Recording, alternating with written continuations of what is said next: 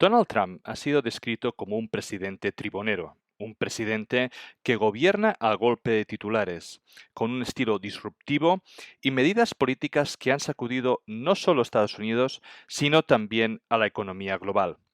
Desde la imposición de los aranceles a su impacto en los conflictos de Ucrania y Gaza, con afectación a los mercados internacionales. Sus decisiones tienen repercusiones directas en tu economía personal y en tus inversiones. En el programa de hoy analizaremos cómo estas políticas y eventos globales están moldeando el panorama económico actual y qué puedes hacer para proteger y potenciar tus finanzas. No te lo puedes perder porque lo que discutiremos hoy podría cambiar tu perspectiva y tu estrategia financiera.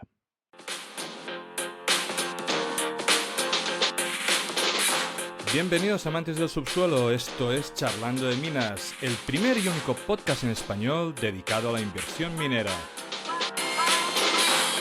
¿Quieres aprender a invertir en recursos naturales? Suscríbete a nuestro podcast. ¿Te gusta nuestro contenido? Dale like, déjanos un comentario. El programa de esta semana está a punto de empezar.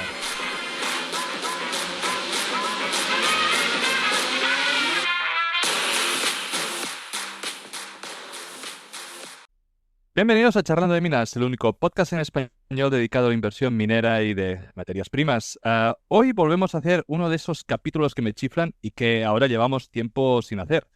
Vuelven grandes amigos al programa que hace demasiado tiempo que no pasan por aquí. Vamos a hablar de macroeconomía, de geopolítica, de las implicaciones que pueden tener en nuestro día a día y las implicaciones dadas en los mercados de las materias primas.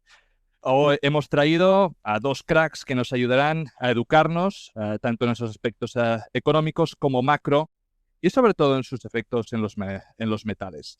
Así que tengo el placer de volver a traer a Josep Ramón Aixalà, o para JR para los amigos, y Dani del canal Dragón Oro Plata. Chicos, ¿cómo estáis? Buenas tardes, fantástico. Muchas Hola, gracias, Amadeu. hola, buenas tardes, Amadeu, JR, todo muy bien por aquí.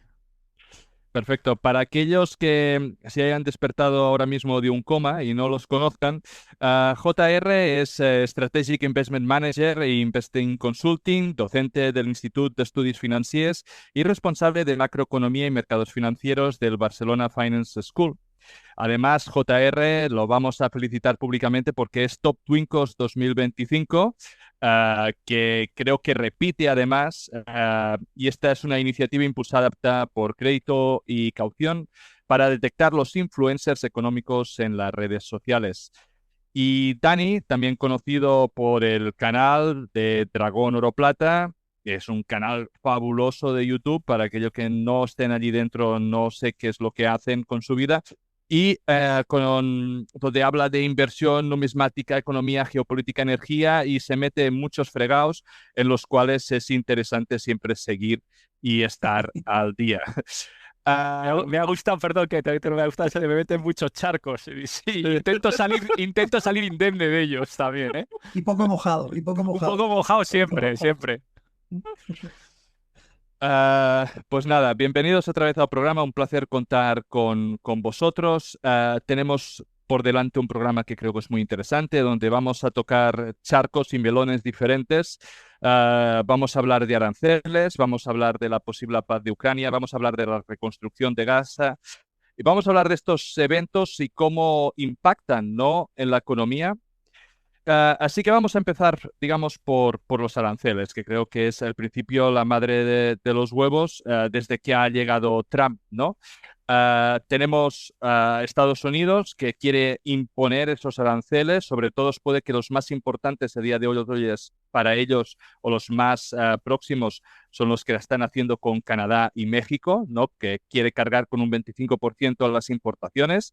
Estados Unidos, digamos, se nutre de acero, aluminio, petróleo de sus vecinos, aparte de muchas otras cosas, lo que puede encarecer un montón de productos, ¿no?, desde vehículos, maquinaria, y que puede afectar a consumidores y industrias, ¿no?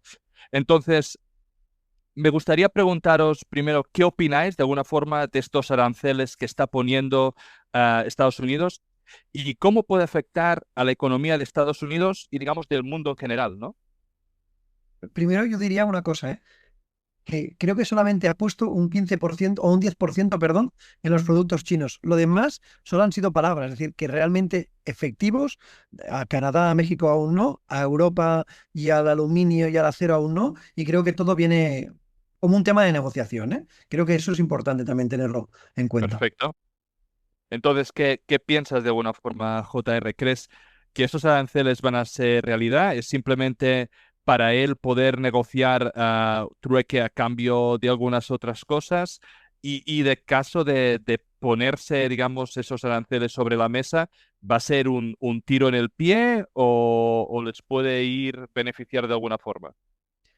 A ver, yo creo que va a ser solamente un elemento de negociación, pero eso no quiere decir que en ciertos momentos, durante un periodo corto de tiempo, se puedan aplicar ciertos aranceles para conseguir, ¿no?, el efecto de que el miedo sea real. Es decir, de momento son amenazas. Los mercados los primeros días se asustaban, pero ahora cada vez que habla de aranceles, pues pasan olímpicamente de los posibles aranceles. De momento, lo que sí es cierto es que es malo para todos.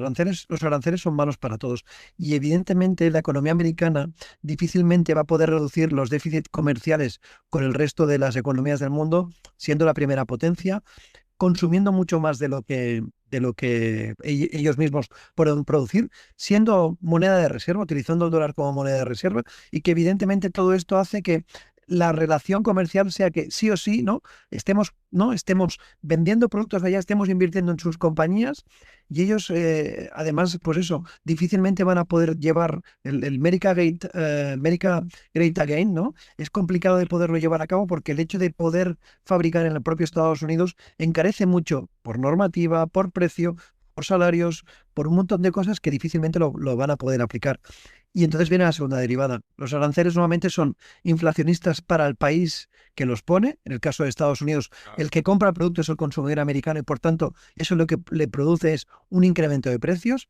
Ese incremento de precios significará seguramente menos consumo, mayor inflación y seguramente menores bajadas de tipos si no encontramos posiblemente, a lo mejor, como se está descontando ya algo, a lo mejor alguna posible subida alrededor se está descontando estas probabilidades de un 20-25% de posibles subidas de tipos de interés por parte de la Reserva Federal. Y para los países de fuera, lo que les genera es deflación. Si te compran menos, puedes vender menos, ¿no? Has de producir menos, y te has de buscar posibles alternativas para poder vender aquello que estás produciendo.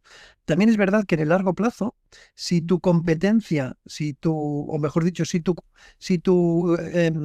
competencia, no me refería, tu comprador comercial deja de ser fiable, vas a cada vez intentar que esa, ¿no?, esa parte del queso que te compran ellos sea cada vez más Depende pequeña. menos. Intentarás vender a otros porque no es confiable, no te puedes fiar de que en cualquier momento te pongan cualquier cosa. Yo creo que en general es peligroso. Creo que Trump lo está utilizando como arma de negociación, y en el momento en que los mercados se pongan nerviosos y el SP se ponga a caer un 10%, yo creo que va a cambiar la dinámica. Lo que pasa es que sí que es verdad que esta administración es muy imprevisible, es populista para lo bueno y para lo menos bueno, y nos podemos encontrar con cosas que ahora decimos no lo va a hacer y que luego puedan ponerse en práctica. Bueno, su argumento, ¿no? Y aquí te pediré, Dani, ahora que respondas tú, es de alguna forma, ¿no? Hacer América grande otra vez, ¿no? Entonces, ese proteccionismo que parece que está destilando, ¿no? Ese cerrarse en sí mismos e intentar ser más competitivas sus empresas a cambio de perjudicar las otras, ¿no? Con estos aranceles. ¿Vosotros creéis de que de alguna manera con las políticas que parece que está gestando Trump van a ser más competitivas esas empresas? Yo es que estoy un poco en el punto de JR. O sea, realmente lo que ha conseguido Trump con estas amenazas de aranceles no son temas comerciales, porque no ha habido aranceles ni por un lado ni por el otro. Ha sido, curiosamente, contraprestaciones en temas de inmigración, en temas de control de fronteras y en temas de, pues eso, de asustar a países vecinos, en este caso Canadá y México, para temas de pues estupefacientes o vías de entrada, etcétera. No ha habido por el momento ninguna, vamos a decir, consecuencia o intención comercial real, porque se han sentado, se ha sentado con la señora Sheinbaum, la presidenta de México, y ha dicho, o me pone usted esto, o le pongo un 20% de tasa. ¿Y qué es lo que usted quiere? Yo quiero 10.000 policías en la frontera con México, quiero que haya acceso de... Va usted a saber la letra pequeña de inteligencia americana dentro del área de México para desarticulación de cárteles, bla, bla, bla, bla, bla, bla, bla. Y además que me acepte de vuelta inmigración ilegal y esto, y esto, y esto. Pero no ha requerido a México ninguna acción comercial por parte de México. Ha sido, en vez de usar el portaaviones, ha usado los aranceles. Pero no que haya habido... Y lo mismo exactamente con Canadá. Con Canadá, no, pues vamos a hacer así, vamos a hacer así y vamos a hacer así. Entonces, para mí, unas consecuencias que podríamos decir comerciales, yo ahora mismo no veo la segunda o la tercera derivada porque todavía no se ha dado. Es cierto, y esto también hay que decirlo, que esto no se ha dado porque ha dado un plazo. Es decir, Trump ha dicho, vamos a probar 4 meses con estas propuestas que nos estáis haciendo al respecto de protección de fronteras, etcétera, etcétera, etcétera, y luego dentro de unos mesecitos volvemos a hablar otra vez de esto. Y si no estoy contento, pues reactivamos el tema de arancel, ¿no? Para mí, totalmente de acuerdo con JR, es un tema de miedo, en vez de portaaviones meto esto, etcétera. Con China, pues China tiene, ahí hay mucho tema, ¿no? Porque, claro, esos aranceles ya fijos a China hacen que un montón de productos americanos y de empresas americanas, porque no hay que recordar que Tesla produce en China, Apple produce en China, o sea, hay un montón de empresas americanas que cotizan en el SP500 que realmente Nvidia produce sus chips en China o Taiwán, vamos a decir, puede afectar de manera decisiva a resultados empresariales de las grandes del sector, de las grandes del sector, de SP500, y puede haber consecuencias, como dice JR, de que te baje un 10 o un 15 y ya veremos qué pasa, porque a lo mejor pues hace mucha pupa eso, ¿no? Pero yo digo que China es un caso que además es el típico país que puede contraatacar, ¿no? El mercado chino es salvaje, al fin y al cabo son 1.400, 1.500 millones de almas, con cada vez una clase media más pujante, ¿no? Sí. Que pues pueden decir a que consideramos a Estados Unidos enemigo o no, o un país no neutral, y vamos a dejar todos de comprar iPhones, por decir algo, ¿no? Entonces, pues, o de comprar sistemas operativos, decir, oye, pues mira, pues en vez de tener Microsoft el sistema operativo de nuestro ordenador, pues vamos a crear un sistema operativo alternativo propio o lo que sea para nosotros, adaptado a nosotros. Es lo que comenta JR de esos riesgos de decir, ¿cómo que me estás haciendo? Pues no te preocupes. Entonces, China es muy mal enemigo para eso. Sin embargo, México y Canadá son enemigos magníficos porque sabes que no tienen esa capacidad ni técnica ni de mercado para negociar, con lo cual lo tienes claro. Pero China juega en otra división. Pasa que igualmente en México, en el caso de México además, sí que afecta negativamente a la industria manufacturera americana, porque hay muchos productos que se empiezan a fabricar en México y se acaban ensamblando. El tema del sector automóvil, por ejemplo, Detroit, muchas cosas se hacen en México y se acaban ensamblando en Estados Unidos, con lo cual las mismas compañías Ford y algunas de estas compañías automovilísticas le dijeron, oiga, cuidado porque eso de aplicarnos un 25%, dicen, algunos productos llegamos a cruzar la frontera entre 8 y 9 veces el mismo producto, una y otra vez, con lo cual eso es imposible que lo podamos resistir y que lo podamos aplicar en la cadena de precios que acabamos trasladando al consumidor, ¿vale? Con lo que ya veremos, ¿eh? Yo creo que si no se ha hecho hasta ahora, si no ha habido ningún mandatario que lo pudiera poner en marcha, creo que difícilmente Trump lo va a poder poner en marcha sin efectos colaterales que sean negativos para el propio Estados Unidos. Y recordemos que el americano medio votó Trump, o no votó, mejor dicho, demócrata, porque estaban muy enfadados porque el coste de la vida les estaba impactando de manera importante y no llegaban a final de mes. Y actualmente siguen no llegando a final de mes. Y parece que va a ser peor porque la inflación está repuntando de nuevo. Sí, este es un poco uno de los siguientes puntos, ¿no? Que quería discutir. La Fed de momento mantuvo los tipos de interés para controlar esa inflación y evitar ese sobrecalentamiento de la economía. el presidente Trump expresó, ¿no?, su descontento porque quería una reducción para estimular aún más el crecimiento económico. Y aquí veo dos cosas, ¿no? Por un lado, que parece que hay esa lucha de poder, ¿no?, que evidentemente Trump quiere de alguna forma influir sobre la Fed, como supongo que lo intentan hacer la mayoría de gobiernos, pero por otro lado, que muchas de las políticas que está aplicando y también por tal y como está yendo la economía, parece de que volvemos a iniciar una ola inflacionaria que no sé si va a llegar a lo que llegaron hace unos años atrás, pero que parece que está empezando a realzarse, ¿no? Dani. Sí, bueno, lo primero, aquí hay también muchas derivadas por detrás, lo que puede hacer la Fed. Por ejemplo, uno de los grandes promesas electorales de Trump es el Drill Baby Drill, ¿no? El de queremos ampliar toda la parte de petrolera y de recursos naturales de Estados Unidos para hacerlo menos dependiente de importaciones en extranjero. Crear situaciones donde, por ejemplo, el shale oil sea rentable, es difícil, necesitas el precio de petróleo bastante elevado y se necesita muchísimo esa financiación y una financiación barata, ¿no? Esa parte de, pues podemos subir tipos, pues habría que verlo, porque si a la vez quieren hacer el drill, baby drill, son, vamos a decir, estrategias contrapuestas, ¿no?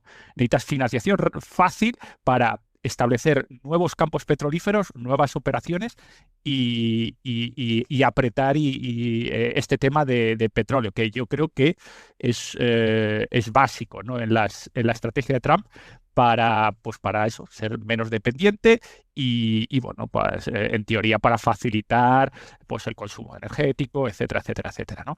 Entonces, claro, si esa es una de las promesas electorales y a la vez hablamos que puede que suba tipos, pues no lo veo claro. Y lo mismo con explotaciones mineras y lo mismo con un montón bueno, de tema de recursos naturales. Hay que recordar que Estados Unidos es un país con unos recursos naturales inmensos, de los cuales ha explotado solo parte y en los últimos años casi nada, porque la regulación Biden y regulación internacional, etcétera, etcétera, no voy a decir que en su anterior periodo, que también estuvo gobernando 4 años, no relajara o sí, pero sí que Estados Unidos le salía más a cuenta importar todo este tipo de, vamos a decir, energía, materiales base, industriales, etcétera, de fuera, que ir a crearlos dentro. Por ejemplo, todo el tema de carbón de Estados Unidos se fue al tacho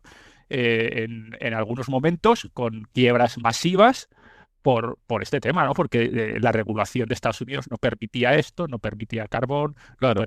no permitía. Igual que las líneas también de gas, gasoductos, las líneas generales que iban desde la parte de Nueva Orleans hacia el centro, o sea, todo esos gasoductos, todo el tema de petróleo, líneas de conexiones, todo eso es en tipos altos y me refiero, si está funcionando está ok, pero si quieres crear y maximizar ese tipo de industria con tipos altos va a ser muy difícil, ¿eh? JR. Bueno, aquí también podríamos ver que Trump hiciera un Erdogan, ¿no? Erdogan en algún momento en los últimos años tomó el control del Banco Central turco. Lo que pasa es que luego le acabó saliendo mal y al final tuvo que claudicar a lo que el mercado le pidió por la caída de la lira turca y por la subida de los tipos de interés de la deuda turca. A ver, yo creo que si la Reserva Federal ha de mantener la independencia, que la tiene que mantener, han de hacer realmente lo que necesita la economía, y la economía lo que necesita en estos momentos es no bajar tipos de interés. Seguramente ni se hubieran tenido que bajar los 50 puntos que se bajaron en septiembre, a pesar de que decían que estaban lejos de esa tasa neutral, y han de seguir esperando a ver cómo impactan todas estas políticas económicas, fiscales y arancelarias que quiere poner en práctica Trump, porque no hemos dicho una cosa. Además, Trump quiere bajar los impuestos. Si baja los impuestos va a significar más dinero en el bolsillo del americano, que le pondrá contento, y este americano que tiene mucha facilidad para gastar, no creo que sea no va a utilizarlo para reducir la deuda de las tarjetas de crédito, que sigue estando en máximos, ¿vale? Y en cambio lo va a utilizar para gastar más, con lo que eso es inflacionario. Si encima lo compras en el exterior y le pones unos aranceles, es que difícilmente los tipos de interés pueden bajar. Luego, posteriormente, el secretario del Tesoro, Bessel, ¿no? Ya dijo que, bueno, lo que les preocupaba no era tanto el tipo de intervención de la Reserva Federal, sino que les preocupaba más el tipo de largo plazo, el tipo del T-note, ¿no? Del bono a 10 años. Entonces, que si se podía llegar a controlar que estos tipos de 10 años no fueran tan altos, que son los que al final también, en cierta manera, impactan en muchas de estas compañías que se tienen que endeudar, ¿no? Tipo de las petroleras o todos los extractores y demás, pues evidentemente que igual podía ayudar en este sentido. Pero ya veremos cómo acaba, porque evidentemente creo que es un choque de trenes. Creo que Trump tiene ya puesto en su ojo, ¿no? En su punto de mira a Powell de hace tiempo. Recordar que él, antes de las elecciones, en septiembre, antes de que la Reserva Federal bajara los tipos de interés, dijo públicamente que la Reserva Federal no tenía que bajar los tipos de interés en septiembre porque al final iba a influir en las elecciones de noviembre. Y Ya. Powell bajó 50 puntos básicos, con lo cual ya lo tiene enfilado y muy posiblemente a la que pueda se lo va a intentar cargar. Otra cosa es que el mercado les deje. Y aquí viene la segunda derivada. Yo creo que si Trump se pasa de listo, le podrían hacer, poniendo otro símil o otra comparativa, un Liz Truss. Lo que le pasó a Liz Truss, que estuvo menos de un mes en el gobierno, porque como primera ministra en el Reino Unido, ¿no? ¿Por qué? Porque automáticamente los bond vigilants, ¿no? Los que controlan los mercados de deuda, le hicieron subir las tires de los bonos a largo plazo, del guilda inglés, de manera que puso contra las cuerdas a planes de pensiones y a muchas compañías, y Liz Truss tuvo que tirarse para atrás, dimitir y dejar de poner en marcha todo el proyecto de presupuestos con bajadas de impuestos que tenía pensado hacer en el año, creo que fue en el año 2022. Con lo que, bueno, vamos a ver por dónde sale. No, qué interesante. Creo que nos vienen unos meses, bueno, movidos, interesantes para ver un poco hacia dónde va todo. Saliendo de Estados Unidos, pero sin dejar a Trump, ¿no? Podríamos hablar un poco de, digamos, de la paz en Ucrania, ¿no? Y el impacto que puede tener, sobre todo en Europa, pero geopolíticamente también. Es evidente que una paz en Ucrania podría facilitar la renovación de suministros energéticos desde Rusia, ¿no? Reduciendo los costes energéticos en Europa y beneficiando a industrias intensivas, ¿no? Sin embargo, estamos viendo también una vorágine de Trump para controlar materias primas, rutas comerciales. Hemos visto todo lo que había con Groenlandia, que si las querían comprar o independizar. Ahora vemos que en Ucrania se ve que hay depósitos de tierras raras en el Donbass y parece que o bien Rusia o bien Estados Unidos quieren tener control sobre eso. No sé, ¿cómo veis estos movimientos que ha habido estas últimas semanas sobre la paz o sobre Ucrania y cómo queda después también Europa en todo esto, ¿no? Bueno, yo creo que Trump, como dice JR, ¿no? Es alguien que vive de la opinión pública, no a decir populista, bueno, que vive de la opinión pública. Y para él es importantísimo tener un caballo de batalla que gane claramente. Él ya, la guerra que hemos hablado de los aranceles, de momento la ha ganado, que es lo que hay. Ha conseguido contraprestaciones gratis de sus vecinos. ¿Eh? Ahora está poniendo el foco en Ucrania, se está saltando totalmente al presidente de Ucrania, a Zelensky, que no han invitado a las reuniones de paz. Está claro que parece que hemos vuelto a 1988, ¿no? Entre los dos grandes el Pacto de Varsovia, ¿no? Y Estados Unidos como representante de la OTAN, y tampoco está invitado a la Unión Europea. Realmente yo creo que a Trump le importa un carajo lo que opina la Unión Europea y le importa un carajo lo que opina Zelensky. Entonces él busca una paz que sea conveniente para él, para Estados Unidos, Para él. para él, para públicamente decir, yo he logrado esto.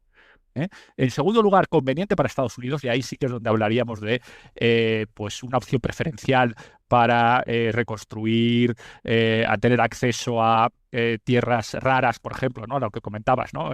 ¿Qué parte quedará el seguro? Se lo repartirá, porque parte está ahora mismo en zona rusa. Hay zonas que efectivamente están en zona ucraniana, pero hay otras que están en zona ocupación rusa. Entonces, habría que ver cómo se reparten el pastel. Y la Unión Europea ahora mismo, y como se está comprobando, es la nada absoluta. Y cuando digo la nada absoluta es que no le está pidiendo mi opinión, Porque ahora mismo Bruselas, la posición de Bruselas sigue siendo respaldar a Zelensky, respaldar a Ucrania, Rusia son los malos, no negociamos con los malos. El otro día salió el Reino Unido, que no pertenece a la Unión Europea, pero que está alineado con la Unión Europea, sentido de que comentaban que podían incluso desplegar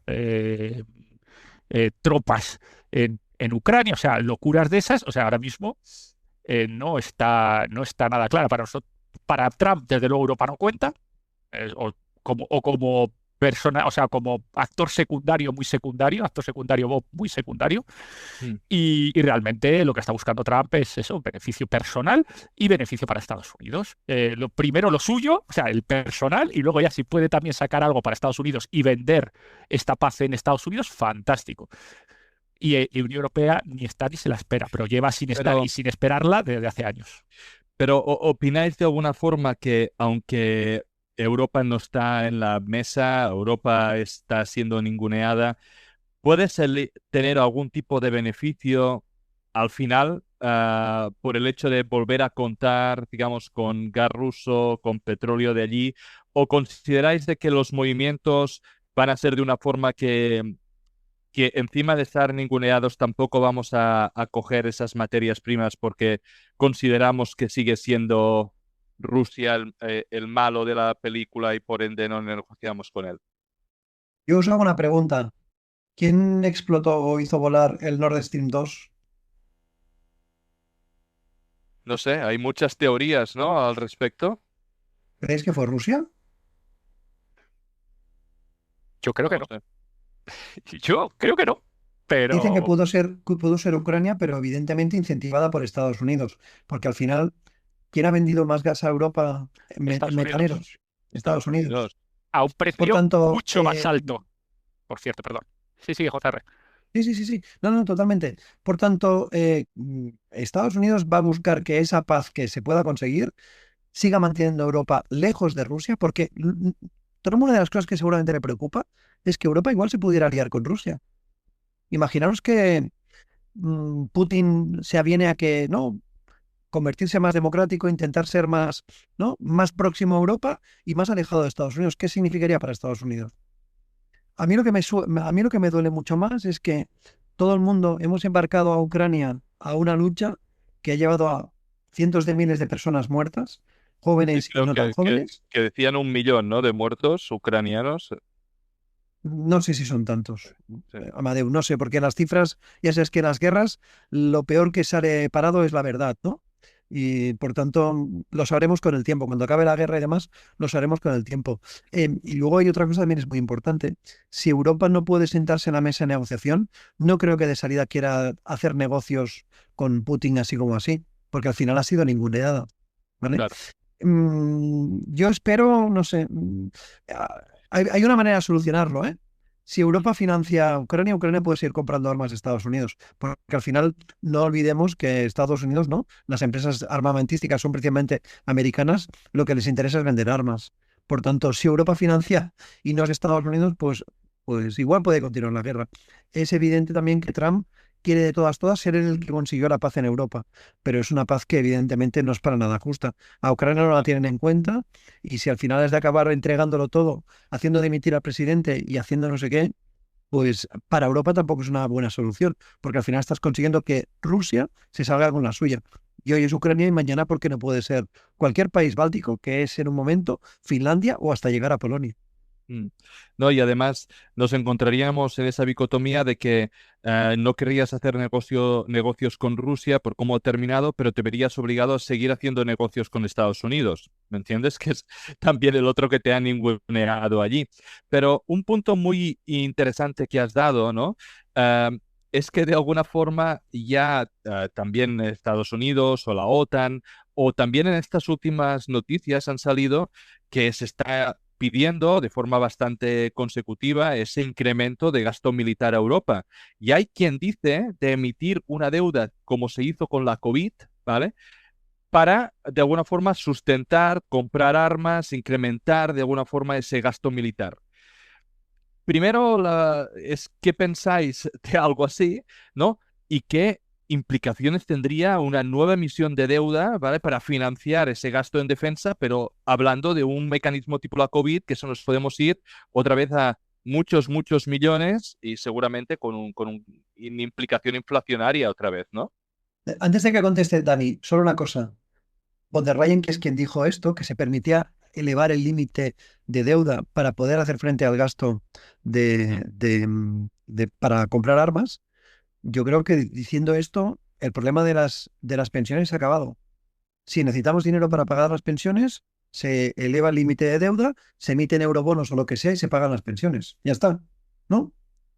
Sí, de hecho, en el informe Draghi, uno de los puntos claves que dieron o que dio Draghi era 2 puntos. Uno, incrementar la industria europea armamentística.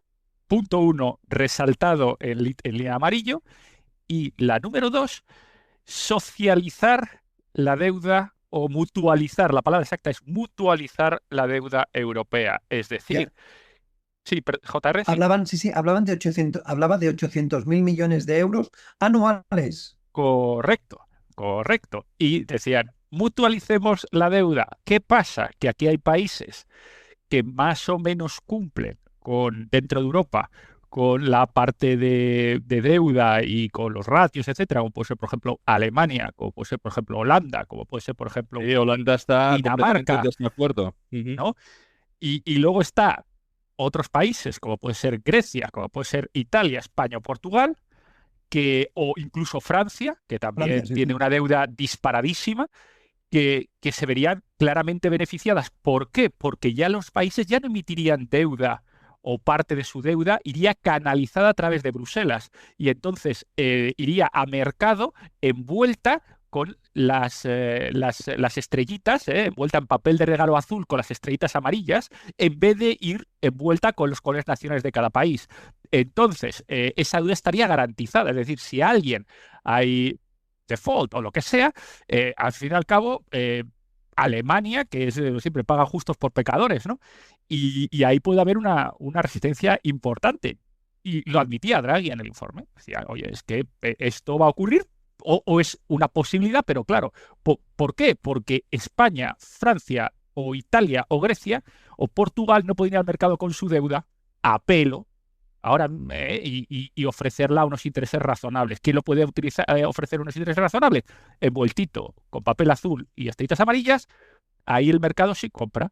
Estamos hablando de porque para comprar todo hay un precio. Entonces, pues en vez de el diferencial, pues de riesgo, pues lógicamente es muchísimo menor si está envueltito en un papel azul y estrellas amarillas, porque sabes que está Alemania detrás, Dinamarca detrás, Holanda detrás, ¿no? Entonces, claro, cosa que hace poca gracia. Y eso habría que ver cómo Bueno, se lo que pasa, Dani, hay una cosa muy cierta. Si esto lo hiciera Europa, es lo mismo que lleva tiempo haciéndolo Japón y lo que lo está haciendo en estos momentos Estados Unidos a manos llenas. Con lo cual, es al final ponerte a la misma altura de ellos. Aquí, fijaros una cosa, el país de Europa o el país del mundo que ha sido más estricto y más ortodoxo con el tema de ratios de deuda y con el temas de endeudamiento, es Alemania, es el que peor está.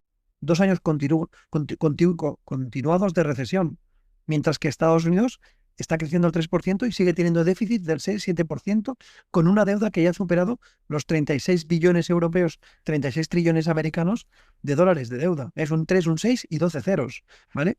Con lo cual, no sé, llegado a este punto, oye, ¿no?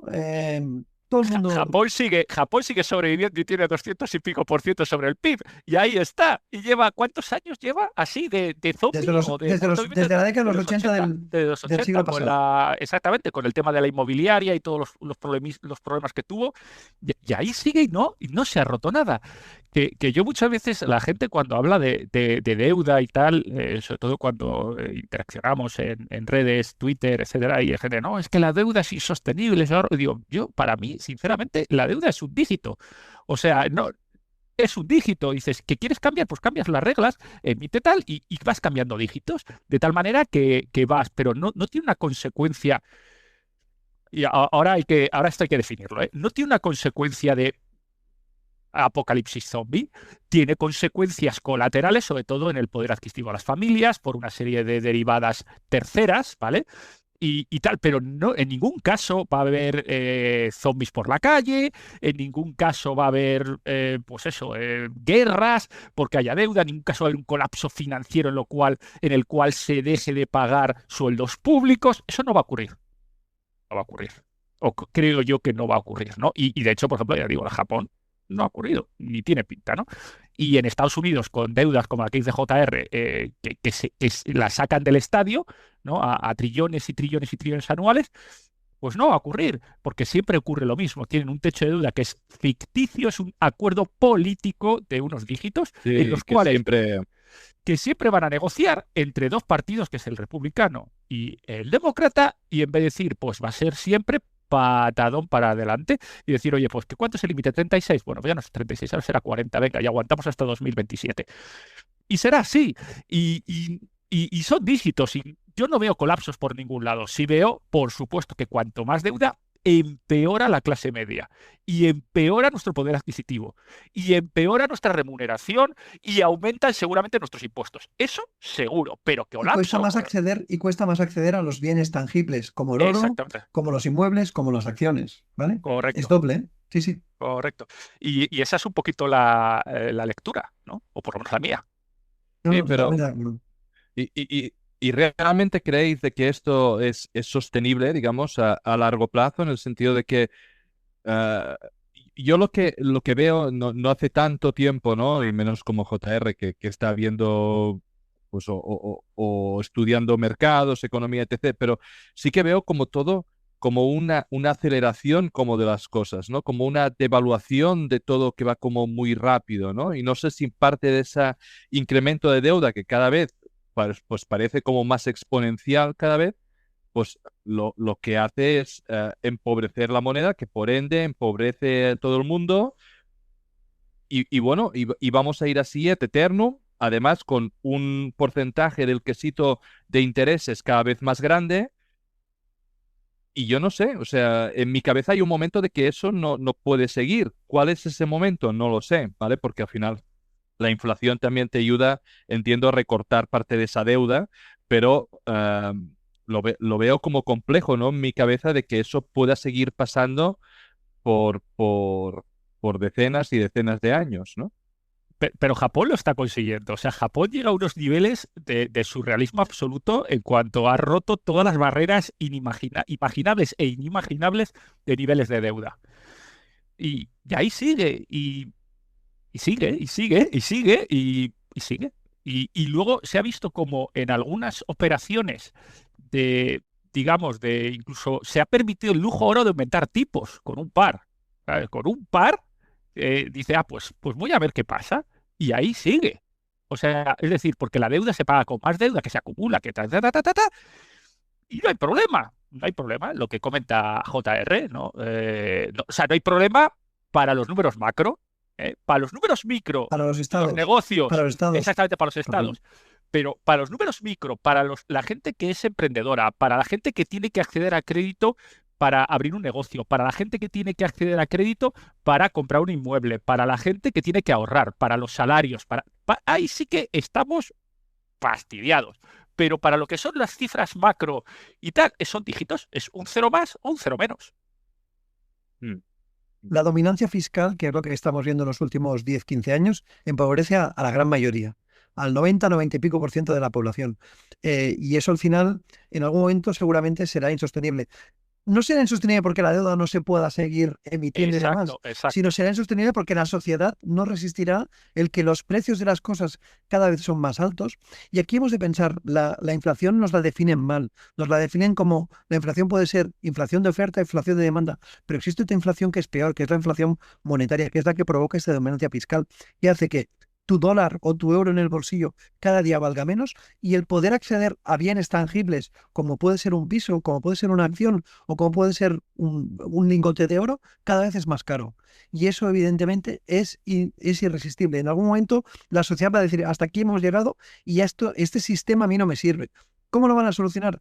Yo lo he dicho muchas veces, ahora hace tiempo que no hablo de ello, pero yo pienso que va a ser un gran reset. Y el gran reset seguramente será emitir una deuda que será perpetua, a un tipo de interés muy barato, que se lo van a quedar los bancos centrales y que va a quedar allá aparcada para, ¿no? Si usted tenía 36 trillones, ahora va a tener solamente 22 y los otros 14 los ponemos allí para empezar de nuevo En el otro lado del balance, ¿no? y prometemos que ya nunca más va a volver a pasar, como siempre, ¿eh? Pero es que no hay otra solución. Es que no hay otra solución. Por si no, el sistema va a explotar. Es un castillo de naipes que se aguanta muy poquito, por muy poca, ¿no? Por una carta que está aquello que tiembla y que si en algún momento esa carta se mueve, se cae todo. Y esa carta es la clase media, ¿eh? Y que estoy de Sí. acuerdo con La JR, sociedad. la sociedad. la clase media en general, ¿eh?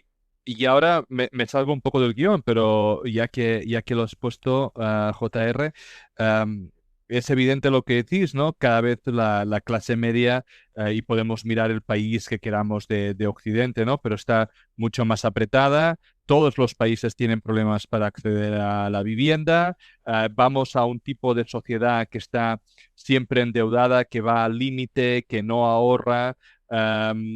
Bueno, que va a pagar a crédito todo. Entonces, ¿cuándo prevéis de que esto se puede dar? ¿Estamos diciendo de que nosotros lo podemos ver? ¿O estamos hablando de el siguiente ciclo?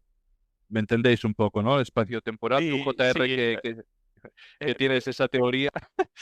Yo creo que habrá un momento Minsky. No sé qué es lo que lo va a producir, pero habrá un momento Minsky que de golpe y porrazo la gente dirá, oye, así no podemos seguir y esto le hemos de dar una vuelta.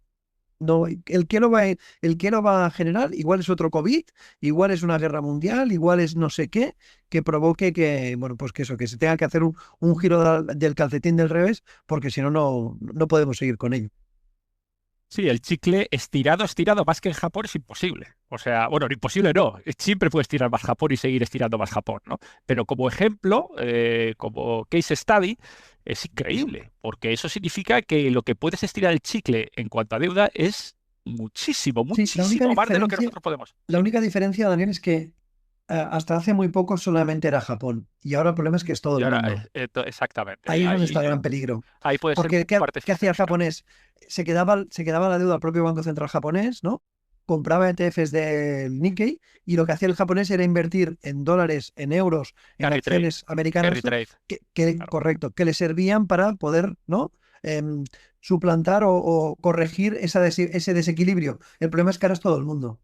Claro, carry trade. Luego, de hecho, leía el otro día estadísticas tenebrosas de que el 40% o el 50% de Nikkei es del gobierno. O Sí, sea, sí, mediante es ETFs, sí, sí. impresionante. Mediante ETFs del Nikkei lo tiene el Banco Central japonés, O lo sea, tiene es luego. Sí, sí, increíble. O sea, unos sí, sí. datos que dices, qué miedo, ¿no? Entonces, efectivamente, esa parte contagio de que uno puede ser de estar descarriado y más o menos el mundo aguantar, veremos a ver. Sí que es verdad que los grandes cambios socioeconómicos, para nuestra desgracia, han venido con guerras. Y eso incluye la Primera Guerra Mundial, Segunda Guerra Mundial, fin del patrón, entrada de Bretton Woods, y luego pues problemas graves en la parte en los años, en la 70 con Nixon y tal. Y entonces todo siempre es verdad que los cambios radicales o esas vueltas de calcetín que habla JR Mm. han venido de manera desgraciada por guerras, no sé si en muchos casos mundiales o por guerras muy importantes. Incluso ya la parte, si vamos ya más atrás en la historia del establecimiento del patrón oro, patrón bimetálico real que de Gran Bretaña en el siglo XIX, fue después de haber ganado además la guerra de Napoleón, ¿no? Con Claro. déficits importantísimos, etcétera, etcétera, etcétera, ¿no? De esto JR sabe mucho.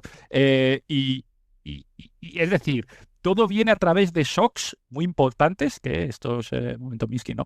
Estos shocks importantes que hacen darle una repensada al sistema y ver cómo se adapta, incluso desde un punto de vista ganador, como en Gran Bretaña, ¿no? Que decir, oye, es que, ojo, que sí, he ganado, pero la victoria ha sido tan pírrica que necesito darle una pensadita a todo esto. Entonces, Bueno, desarrollar decían que sistemas económicos. todas las tensiones actuales entre Estados Unidos y el resto del mundo podían provocar ese momento Minsky y se buscara, ¿no? Unos acuerdos del Hotel Plaza o que lo que fuera para intentar reconducirlo todo y a lo mejor se introducirían todas estas cosas que evidentemente generan tensiones. No olvidemos que Trump ha ganado porque hay una clase media o hay una clase importante o una sociedad importante o un número importante de ciudadanos en Estados Unidos que lo que quieren es que cambien las cosas. Pero pasa que seguramente igual no han escogido al que, ¿no? Al que las pueda hacer de manera más ordenada, sino al que puede romper con el sistema. ¿Vale? Sí, desde luego eso es lo que es el que dice las cosas que quiere oír y los mensajes que da, pues juega pues eso, como hablando, vamos a decirlo así, en un símil futbolístico, tribunero. La palabra exacta es un presidente tribunero, ¿no? Que cuando hay que levantar las manos y aplaudir para que la gente aplaude, cuando hay que quejarse al árbitro y decir esto es insostenible, no tal, la gente se tira encima y no sé qué. Entonces es un presidente tribunero, eso es indudable. Un Ramón Mendoza o un José Luis Núñez, ¿no? Un Ramón Mendoza o un José Luis Núñez, ¿no? De su momento. ¿Vale? Y eso, tribuneros, ¿no? Buscando cada uno lo suyo. Y efectivamente, y hay un montón de actividades. Realmente la actualidad en Estados Unidos es tan frenética que mi feed de Twitter arde, porque es que me está entrando ahora mismo que dice Elon, o atribuyen de que dice Elon Musk, que esto es de ahora, de hace un tal, ¿no? Que quieren que con lo que se ahorre de DOGE, o sea, del tema de la inspección del DOGE, Sí. quieren montar, darle un vale de $5.000 a cada americano. ¡Ole! De lo que se ahorre. Es decir, vale, no se lo va a gastar en USAID y un montón de historias y os lo voy a mandar en un cheque tal. O sea, es absolutamente increíble esto pero mañana será otra y pasado habrá otra y al siguiente habrá otra, ¿no? Entonces, claro, es el canal de información ahora mismo. Vamos a decir que el Pravda de Estados Unidos es Twitter, ¿no? Porque Claro. el canal oficial de comunicación del gobierno es Twitter. Ya los grandes medios, CNN y tal, esos ya están totalmente apartados por la administración.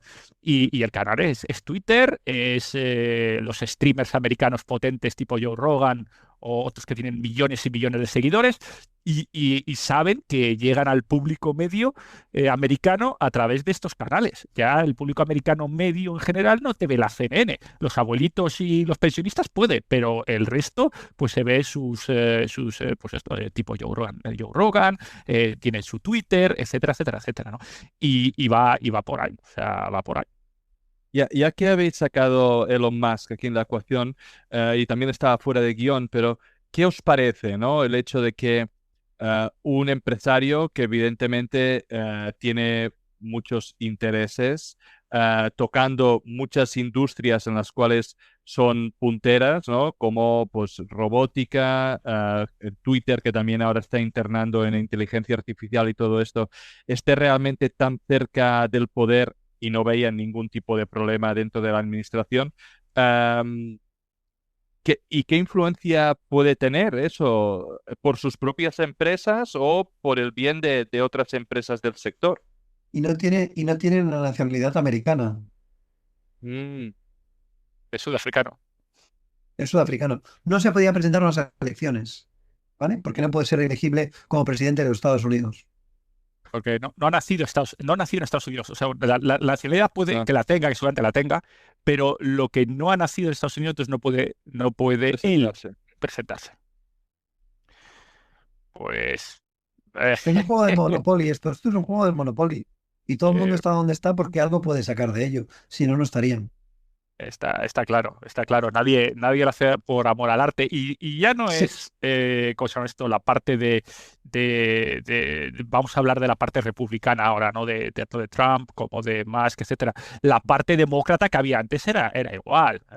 Los senadores que estaban cerca del poder y que han hecho auténticas fortunas tradeando con Nancy valores. Nancy Pelosi ha sido Pelosi, una por de las ejemplo, no quería mejores decir, pero bueno, es una estrellas. de ellas, ¿no? Eh, y Peterman, o sea, gente que dices, pero estos qué hacen aquí, ¿no? O sea, todo el mundo está ahí por algo.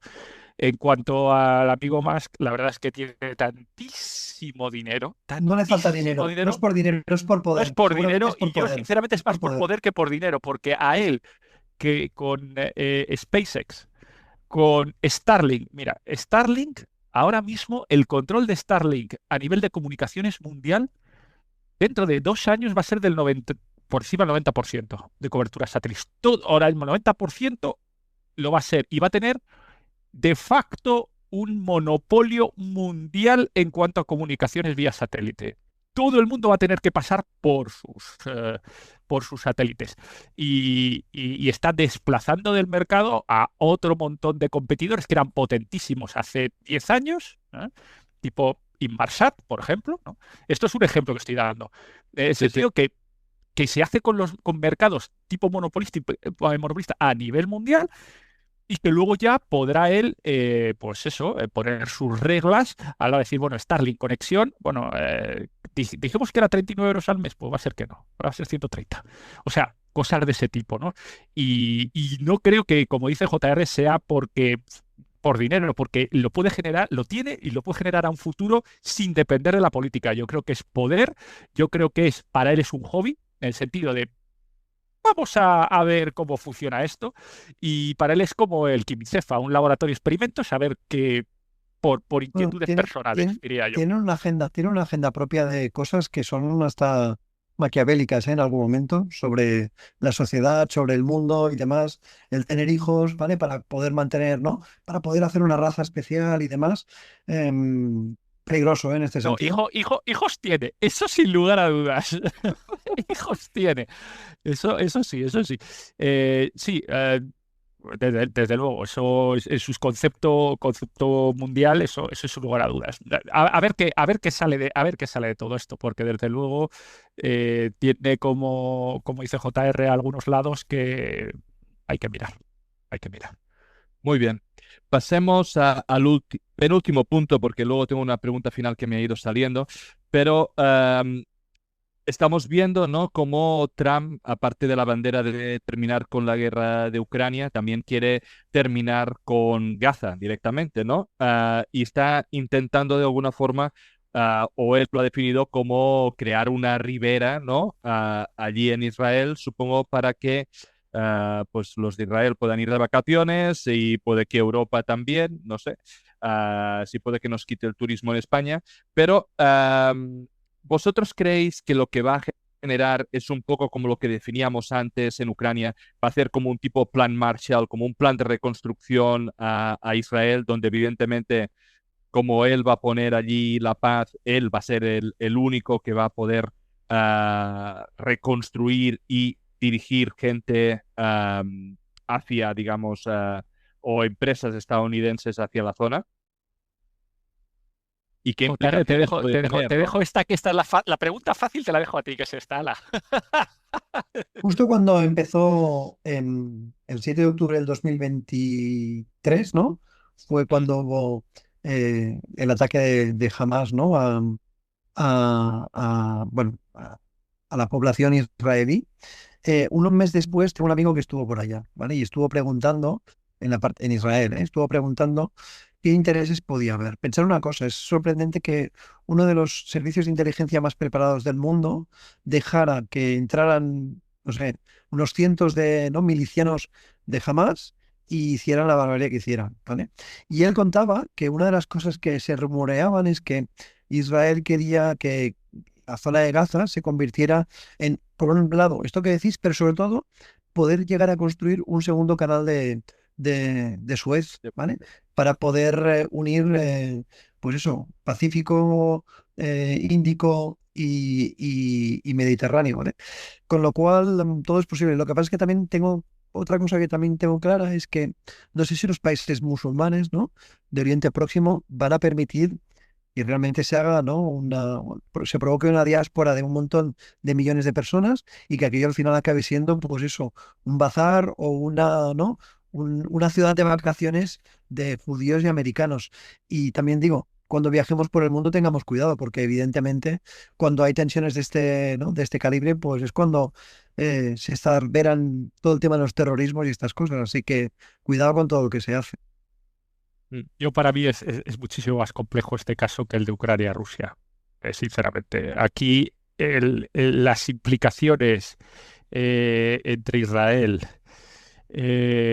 Oriente Medio, parte suní, vamos a decir, Emiratos, Arabia Saudí, Kuwait. La parte chií de la ecuación, Irán, y la parte libanesa de las guerrillas chiíes de Líbano. Hamas, que tiene su agenda propia y toca varios palos también. Jordania, que está pegado y que sí que no, que sí que no. Siria con revoluciones de facto, una revolución de facto. Egipto de sí, yo apoyo, pero no recibo refugiados y levanto muros cada vez más altos. O sea, la complejidad de la zona, y lleva siendo complejidad de la zona en los últimos 80 años, prácticamente 90, es tan elevada, guerras entre ellos, guerras suníes, Irán, Irak, Siria, ISIS, los hutíes de Yemen, entre medias también atacando. O sea, la dimensión y la complejidad es tal que yo no me atrevo ni a pronosticar. A mí eso se me va de rangos, sinceramente. No sé si Trump Pero, sabe pero más o menos Trump, que lo... quiero poner la bandera, igual que quería poner, ¿no?, la bandera en Ucrania, también quiere poner la bandera Pero a aquí. lo mejor, pero es que en Gaza no hay petróleo, no hay tierras raras, no, y la reconstrucción de Gaza es bastante más limitada, porque realmente la franja es la franja y es lo que hay, ¿no? Aunque quieras hacer venidor allí, Sí. es razonablemente limitado. Y no tengo claro que Trump pase más de gestos que de verdad poner y usar todo su arsenal, vamos a decir, diplomático-político. No estoy hablando de arsenal Mm. militar, sino diplomático-político, igual que ha puesto las puntos sobre las IES en otra serie de temas. No tengo claro que el riesgo-beneficio de lo que puede salir de allí le sea especialmente beneficioso ni de manera personal ni de manera particular para Estados Unidos, ¿vale? No es un área que realmente le traiga un beneficio, un rédito, ¿no? Que es lo que está buscando, ¿no? Esa tribuna que aplauda. Yo creo que si dice que consiguió la paz en Gaza, yo creo que, bueno, pues en Estados Unidos, pues bien, pero no está en el top 10 De de sus prioridad. prioridades, ¿no? Y sobre todo siendo unas mecánicas y unas dinámicas tan complejas, ¿de acuerdo? Entre todo lo que se está moviendo por allí. Perfecto. Pues vamos a hacer como la última pregunta que os haré a los dos. Creo que en esta conversación, ¿no? Que hemos estado hablando básicamente de Estados Unidos y sus implicaciones geopolíticas con la economía, ¿no?, que van a dar de hablar los próximos 4 años, pero con implicaciones que parece que van a empezar desde bien pronto. Hemos estado hablando de reconstrucción, ¿no?, sobre todo por toda la parte de Ucrania. Hemos estado hablando de defensa, por todo el incremento que debería hacer la Unión Europea. Hemos estado hablando de inflación, por el tema de aranceles, por el tema de las políticas de Estados Unidos. Entonces la pregunta es, ¿cómo estáis gestionando vuestra cartera, digamos, o las carteras que estáis gestionando en el sentido de protegeros delante de estos actores o delante de los eventos que nos van a venir, ¿no? Veo mucho silencio. JR. Es difícil, es que es muy difícil. Porque el sentido común te diría que te lo vendieras todo. No tiene sentido lo que está ocurriendo. Pero el sentido común muchas veces para los mercados no sirve. Con lo cual, aquí yo es lo que digo, diversificar bien las carteras, situar las posiciones que tienes en el óptimo perfil de riesgo y en el óptimo perfil objetivo que tienes. Es decir, no puedes estar invirtiendo en según qué si el dinero lo vas a necesitar dentro de 3 meses. Y luego, evidentemente, seguir aprovechando que la liquidez es un activo que es descorrelacionador porque te siguen pagando, aunque sea cercano justito la inflación, porque en el momento que vengan las bofetadas, la liquidez será un elemento importante para poder aprovechar. ¿Cuánto van a venir? No lo sé. ¿Un mes? ¿5 años o nunca? No lo sé. Por tanto, no, tener un poco de todo, no tener mucho de nada, aprovecharse de activos que antiguamente no lo habían hecho tan bien y que ahora están haciendo muy bien, como puede ser el oro, por ejemplo, o la plata, por ejemplo, y evidentemente, pues el que pueda además poder acceder a poder hacer coberturas en ciertos momentos mediante opciones con una volatilidad tan baja, pues aprovechar para hacer esas pequeñas coberturas en la cartera en momentos críticos o en momentos donde creamos que pueda haber pues posibles caídas importantes de los mercados. Me ha gustado, ¿no? A JR hablando de materias primas por primera vez en el programa, pero está muy bien. Pero una pregunta, tú específicamente, ¿no? Que tocas, digamos, más palos, ¿estás invirtiendo en el sector de defensa europeo, por ejemplo, teniendo en cuenta que tiene que haber un gasto, o no es algo que tú consideres que va a ser relevante porque puede que se compre mayormente a Estados Unidos? Entrar ahora ya vamos tarde, ¿eh? Si has de estar en el sector europeo, Ya. ya hace tiempo que habías de estar en él, porque ya lo vimos estar. Llevan, las Rheinmetall llevan, en lo que llevamos del año 2025, yo creo que están entre un 30 y pico y un 40% de revalorización. Y si contamos desde que empezó la guerra en Ucrania, un Ni montón te más. digo, ¿no?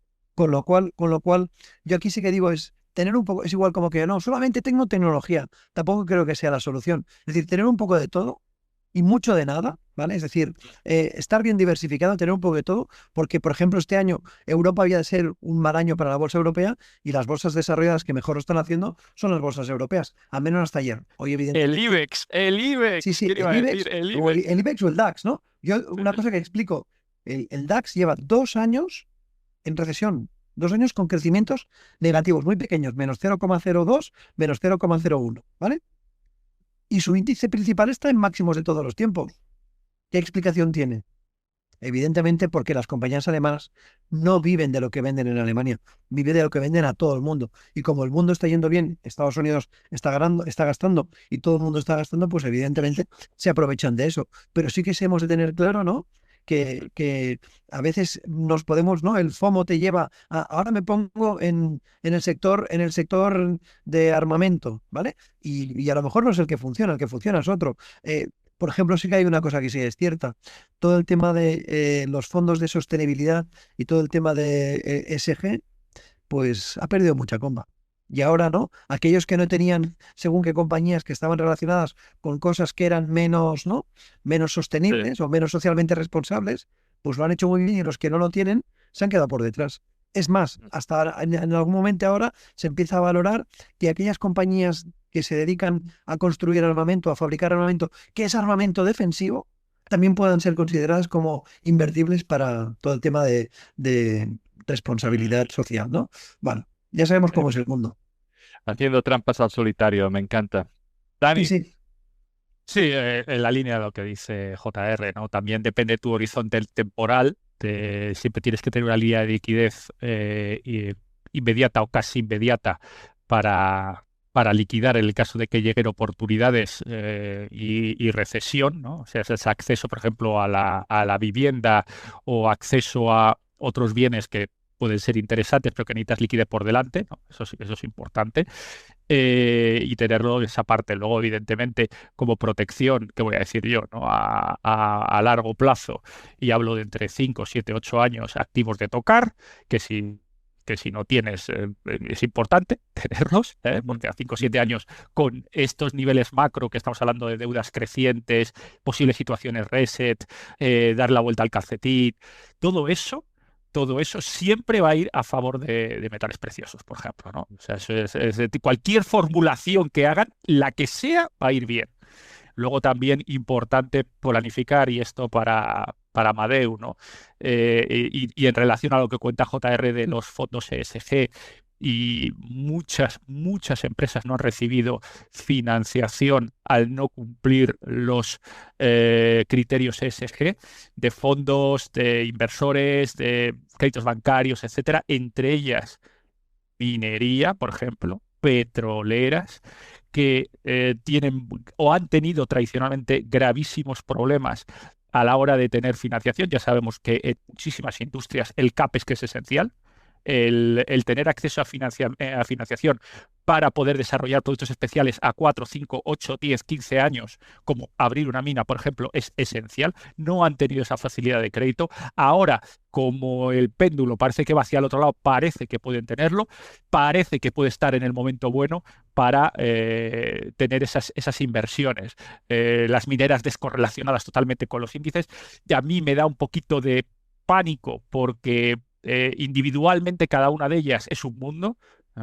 Entonces es imposible generalizar.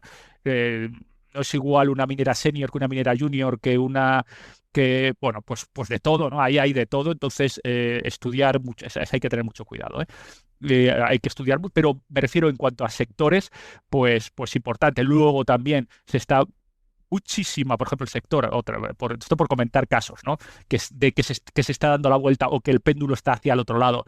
Tema, por ejemplo, de coche eléctrico en Europa. Hay un montón, Volkswagen, Porsche, están dando hacia marcha atrás en tema de producción de eléctricos. ¿Por qué? Porque China está ganando la partida ahora mismo y a lo mejor su ventaja competitiva no es eso. Su ventaja competitiva es hacer un motor de gasolina muchísimo más eficiente, por ejemplo, ¿no? Pero para todo eso tiene que acompañar la legislación europea. No pueden hacerlo solos. O sea, si lógicamente no hay una atmósfera europea de legislación amigable con según qué cosas, pues lo tienen complicado, pero puede ser un renacimiento hacia la especialización de la industria y que dice la industria automóvil puede ser industria pesada de Centro Europa, etcétera, etcétera, etcétera. Oye, puede haber un montón de connotaciones. Lo que sí es que, desde luego, la dinámica del mercado ahora mismo cambian a cada mes. Estamos a golpe de Twitter, a golpe de un montón de cosas.